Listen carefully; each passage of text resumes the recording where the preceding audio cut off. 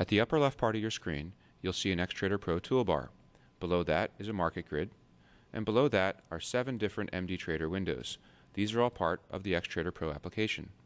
Up top, you'll see the Keyboard Trader Controller form. Down below the MD Trader windows, you'll see 7 different trading views. These are also part of the Keyboard Trader application. The risk trade, which has been active for a few years now, typically involves commodities, commodity-based currencies, and equities going in one direction, while safety currencies and bonds go in the other direction. We've built this keyboard to enable you to trade the risk trade. Before we submit any functionality from our keyboard, we just want you to know we're working in a simulation environment here. So all the contract names that you see on your screen, on the MD Trader windows and the trading views below them, those are all fictitious. Imagine that the contracts on your screen are the ones up here: Brent crude oil, corn, gold, euro, S&P. These are the products that you want to go long in a risk-on environment and short in a risk-off environment. Meanwhile, the 2 products over here are the yen and the 2-year. These are products you might typically want to go long in a risk-off environment and short in a risk-on environment. All right, we're going to show you something easy to start off with, and then we're going to add on to it. Let's assume you've been waiting for the economic data, you just got a strong number, and you want to go risk-on. You could press this key. Notice how we're long 3 contracts for each of the first 5 products, and short 6 contracts for each of the last 2 products. Let's see what happens if we press this risk-off key. Notice that we went short each of the first 5 products and long the last 2. We have the same quantities that we had for the risk-on positions, -3 and +6, just in the opposite direction. The reason that we keep trading to the numbers 3 and 6 is because these are the numbers that we've defined as targets for each of the products. See in the bottom of each trading view, we have the numbers 3 and -3 for each of the products on the left, and for the products on the right, we have -6 and +6. We're going to show you how to change these numbers later. For now, let's go flat. If you take a look at the keyboard, you'll see that there's 6 different keys that have text on the top row.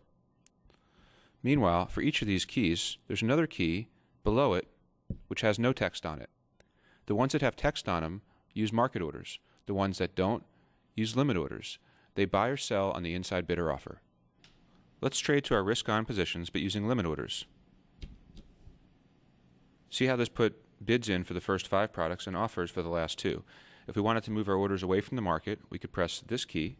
It moves the buys down and the sells up. If we want to move our orders towards the market, we can press this key. Now we're going to show you an important concept here. Let's say we're already at our risk-on positions like we are now. What happens if we press this key again? Nothing. What if we do this one? Nothing. What would happen if we were already at our risk-on positions for most of our products, but not 1 or 2 of them? Let's take a look. Let's say for gold, we had a short position, and let's say for the euro, we were flat. Well now, if we try to go risk-on, see how it only puts buy orders in for those 2 products. Also note how the quantity used for each of those orders was the quantity required to reach our predefined target positions of 3, regardless of what our current position size was. What would happen if we had position sizes that were larger than our target positions? Would we still trade to those targets when we press the risk-on key? Let's take a look. If we press gold, and now we have a position of 6, meanwhile our target is only 3. Now let's see what happens. Notice that nothing happens now. Now even though you could change this configuration to work in a lot of different ways, we like this one just the way it is. That's because you can use these risk-on, risk-off keys to trade towards your target positions for all the products that you've defined, but it's never going to trade any product in the direction that's opposite to your overall strategy. Let's put some of these ideas together with an example. Now let's assume that you were trading with your mouse and you just had small positions on a few different products. You had some open orders in. Let's just set ourselves up.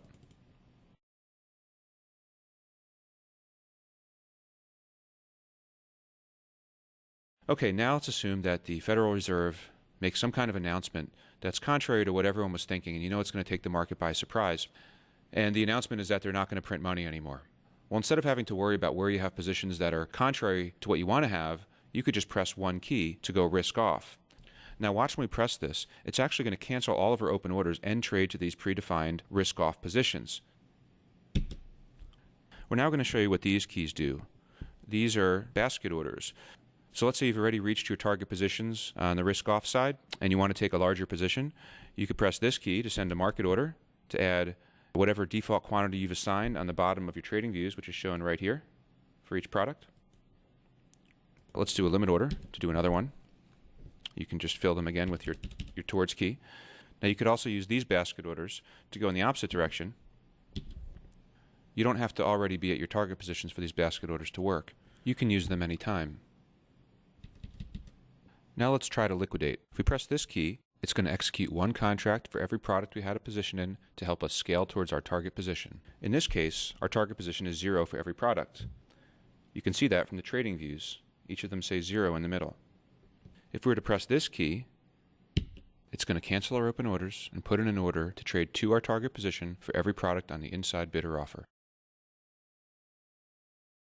Now that you understand the basic functionality of the keyboard, we're going to show you how easy it is to adjust according to your trading strategy every day. As we make the adjustments, keep an eye on the trading views at the bottom of the screen. The first thing we're going to do is adjust Brent crude oil. If we had a bullish bias on crude oil, we could press this key to raise our target. Notice that now our neutral target is +3. Now we're going to do corn. If we also had a bullish bias on corn, however, it wasn't that correlated to the risk trade today, we might want to lay off on our size, so we could press this key to reduce the value between our neutral target position and our risk on and risk off target positions. Okay, let's move on to gold. Let's assume gold is very correlated to the risk trade right now, so the first thing we're going to do is increase our exposure to gold regardless of whether we're going risk on or risk off. But if it's acting poorly lately, we might want to also assign a bearish bias to it. For the euro, let's assume that today we didn't want to actually add any positions using this keyboard, but we still wanted to use the keyboard to reduce risk, just to make sure we're not on the wrong side of the market. If we set the risk on and risk off targets to be 0 for everything, then what would happen is that if we were long and we pressed our risk on key, it's not going to add any more positions. But if we were short and we pressed the risk on key, it is going to take us back up to 0. And the same thing would happen on the opposite side if we pressed our risk off key. Okay, let's do the S&P now. For the S&P, why don't we assume that we don't even want to touch this product today? So we don't really have to remove this product from our workspace permanently, but what we do want to do is move to the controller form. We're going to select this product, right-click it, and then say Make Unavailable. This will disable it for the entire trading day, or at least until we reopen our workspace. Now let's finish up here. First I'm going to do the yen. Now I'll do the bonds. And we're ready to go. Let's turn on all our products. Now let's go risk on.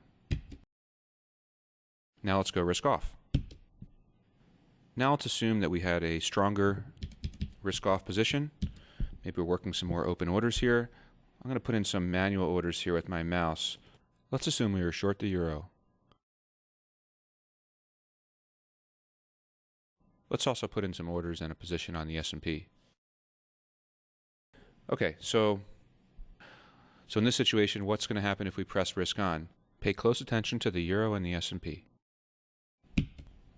Notice for the S&P, everything was ignored because we're not performing any actions using this keyboard today. However, for the euro, we had a short position, so in this case, it actually brought us up to flat, just like it was supposed to. We're coming to the end of this presentation. Before we go, we just want to let you know that there's lots of different ways you can configure these workspaces and keyboards. So if there's things that you saw, but you would want to do a little bit differently, we could probably help you. For instance, you could use different order types. You could put stops into the methodologies shown here. You could change the method so that they do or don't include cancel requests. You could add more products to your workspace. This workspace that we're showing you here, it actually has 14 products. That's why you have 14 product keys on the keyboard. We're only showing you 7 though. If you're interested in doing a demo of this configuration or seeing how else we can help you, go to keyboardtrader.com and go to the free demo page and sign up there. You can also give us a call. Thanks very much.